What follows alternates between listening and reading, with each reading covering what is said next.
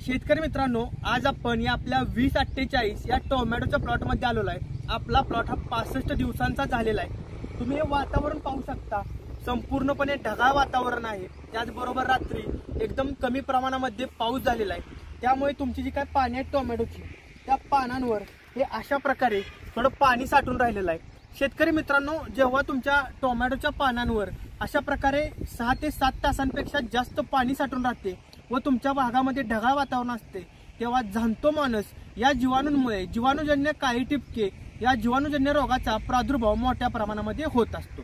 तर आजच्या या व्हिडिओमध्ये आपण तुमच्या प्लॉटच्या वाढीच्या अवस्थेनुसार तुम्ही या जीवाणूजन्य रोगांच्या प्रतिबंधात्मक नियंत्रणासाठी कोणती फवारणी करायला हवी याविषयी थोडक्यात माहिती घेण्यासाठी आज हा व्हिडिओ बनवत आहे। व्हिडिओ सुरू करण्या अगोदर ज्या शेतकरी मित्रांनी आपल्या फार्म स्पॉट या यूट्यूब चॅनेलला सबस्क्राइब केले नसेल त्यांनी चॅनेलला सबस्क्राइब करावे व अशाच नवनवीन व्हिडिओंची नोटिफिकेशन मिळवण्यासाठी बेल या आयकॉनवरती क्लिक करायचं आहे।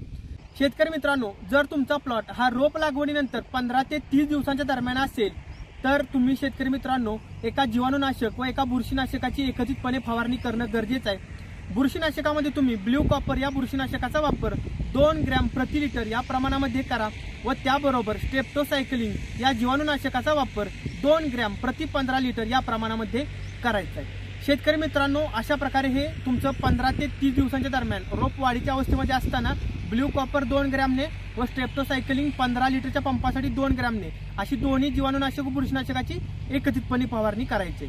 त्यानंतर शेतकरी मित्रांनो, तुमचा प्लॉट हा 30 ते 50 दिवसाच्या दरम्यान फुल अवस्था फळधारणेच्या अवस्थेमध्ये असेल तर तुम्ही शेतकरी मित्रांनो थायोपिनाइट मिथाइल असणाऱ्या रोको या बुरशीनाशकाचा वापर 1.5 ग्रॅम प्रति लिटर व त्याबरोबर शेतकरी मित्रांनो कासुगामायसिन 3% एसएल असणाऱ्या धानुका कंपनीच्या कासुबीचा वापर 2 ml प्रति लिटर असा एकत्रितपणे करायचा आहे। तुमचा प्लॉट हा जर 30 ते 50 दिवसाच्या दरम्यान असेल तर रोको 1.5 ग्रॅमने घ्या व त्याबरोबर कासुपी हे 2 ml ने घ्या। तर शेतकरी मित्रांनो, जर तुमचा प्लॉट हा 60 दिवसांच्या पुढे किंवा फळ तोडणी सुरू झालेला असेल तर यामध्ये तुम्हाला बेस्ट कॉम्बिनेशन मी सांगणार आहे, जे तुमच्या उशीर येणारा करपा, डावणी, त्याचबरोबर जीवाणूजन्य काळी टिपके यांसारख्या सर्व बुरशीजन्य व जीवाणूजन्य रोगांवर प्रभावी असं नियंत्रण मिळवणार आहे।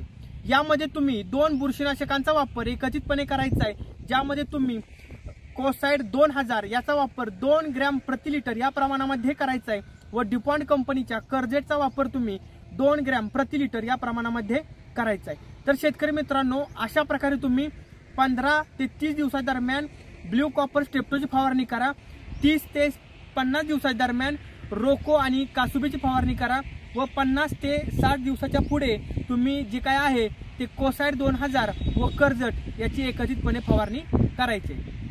तर शेतकरी मित्रांनो, अशा प्रकारे तुम्ही तुमच्या ढगाळ वातावरणामध्ये टोमॅटो पिकावर येणाऱ्या जीवाणूजन्य काळी टिपके याच्या नियंत्रणासाठी फवारणी नियोजन करू शकता।